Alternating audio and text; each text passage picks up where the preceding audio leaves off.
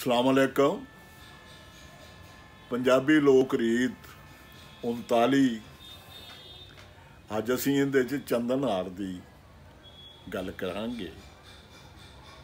ਪਰ ਦੋਸਤੋ, ਉਹੀ ਗੁਜ਼ਾਰਿਸ਼ ਹੈ ਕਿ ਸਾਡੇ ਚੈਨਲ ਨੂੰ ਸਬਸਕ੍ਰਾਈਬ ਫਰਮਾਓ ਅਤੇ ਵੱਧ ਤੋਂ ਵੱਧ ਦੋਸਤਾਂ, ਸੰਗੀਆਂ, ਸਾਥੀਆਂ ਨੂੰ ਇਸ ਚੈਨਲ ਦੀ ਦੱਸ ਪਾਓ, ਇਹਦਾ ਲਿੰਕ ਦਿਓ ਤਾਂ ਕਿ ਇਹ ਸਾਡੀ ਗੱਲ ਜਿਹੜੀ ਹੈ ਚੋਖੇ ਸੱਜਣਾਂ ਨਾਲ ਸਾਂਝੀ ਹੋ ਸਕੇ। ਇਹ ਪੰਜਾਬੀ ਜੀਵਨ ਦੀ ਲੋਕ ਰੀਤ ਕੀ ਰਹੀ ਹੈ, ਅਸੀਂ ਇਹਦਾ ਛੋਪਾ ਛੋਇਆ ਹੈ। ਤਾਂ ਹੁਣ ਗੱਲ ਕਰਨੇ ਆ ਅਸੀਂ ਚੰਦਨਹਾਰ ਦੀ।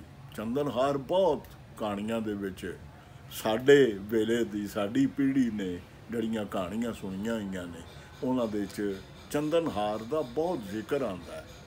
ਤੋ ਚੰਦਨਹਾਰ ਹੈ ਕੀ ਹੈ, ਇਹਦੇ ਥੋੜ੍ਹਾ ਜਿਹਾ ਇਸ ਦਾ ਅਸੀਂ ਇਸ ਗੱਲਬਾਤ ਵਿੱਚ ਵੇਰਵਾ ਕਰਾਂਗੇ।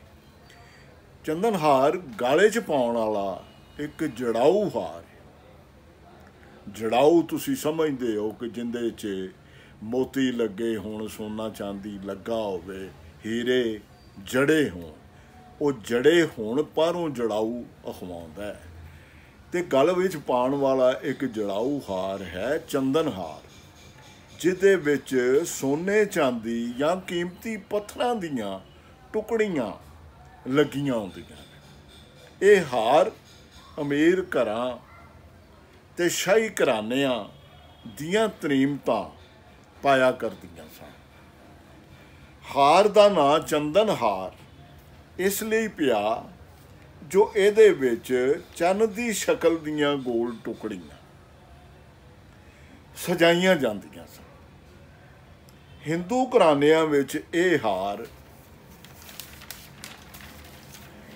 ਅਮੀਰੀ ਦਾ ਨਿਸ਼ਾਨ ਸੀ।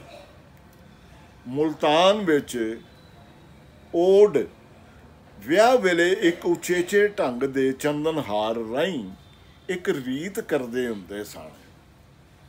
ਇੱਕ ਰੀਤ ਕੀਤੀ ਜਾਂਦੀ ਸੀ ਓਡ ਕਬੀਲੇ ਦੇ ਵਿੱਚ ਵਿਆਹ ਦੇ ਸਮੇਂ। ਤੋ ਕੀ ਹੁੰਦੀ ਸੀ, ਵਿਆਹ ਪਿੱਛੋਂ ਜਦੋਂ ਲਾੜਾ ਜੰਡੀ ਦੀਆਂ ਟਾਹਣੀਆਂ ਵੱਢਦਾ ਤਾਂ ਲਾੜੀ ਉਸ ਦੇ ਨਾਲ ਹੁੰਦੀ।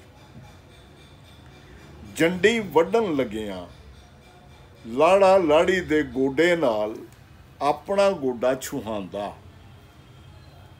ਟੱਚ ਕਰਦਾ। ਉਦੋਂ ਦੋਵਾਂ ਦੇ ਗਿੱਟਿਆਂ ਦੁਆਲੇ ਚੰਦਨਹਾਰ ਬੰਨ੍ਹ ਦਿੱਤਾ ਜਾਂਦਾ। ਫਿਰ ਇੱਕ ਛੱਟੀ ਨਾਲ, ਛੱਟੀ ਛਮਕ ਸਮਝ ਲਓ, ਛੱਟ ਵਾਲੀ ਨਹੀਂ ਹੈ, ਇੱਕ ਛੱਟੀ ਛੱਟ ਨਾਲ ਵੀ ਮਾਧੋ ਲਾਲ ਹੁਸੈਨ ਨੇ ਵਰਤੀ ਹੈ। ਦੂਜਾ ਛੱਟੀਆਂ ਵੀ ਹੁੰਦੀਆਂ ਸਨ, ਛੜੀ ਨੂੰ ਵੀ ਛੱਟੀ ਕਿਹਾ ਜਾਂਦਾ। ਤਾਂ ਫਿਰ ਇੱਕ ਛੱਟੀ ਨਾਲ ਦੋਵਾਂ ਦੇ ਗਿੱਟੇ ਛੂਹੇ ਜਾਂਦੇ, ਉਹ ਮਸ ਕੀਤੀ ਜਾਂਦੀ। ਇਹ ਚੰਦਨਹਾਰ ਆਮ ਤੌਰ 'ਤੇ ਚਾਂਦੀ ਦਾ ਬਣਿਆ ਹੁੰਦਾ ਸੀ। ਇਸ ਰੀਤ ਨੂੰ ਚੰਦਨਹਾਰੀ ਕਹਿੰਦੇ ਸਨ। ਇਸ ਰੀਤ ਦਾ ਨਾਂ ਚੰਦਨਹਾਰੀ ਸੀ, ਜਿਹੜੀ ਓਡ ਕਬੀਲੇ ਵਾਲੇ ਚੰਦਨਹਾਰ ਤੋਂ ਹੀ ਕਰਦੇ ਸਨ।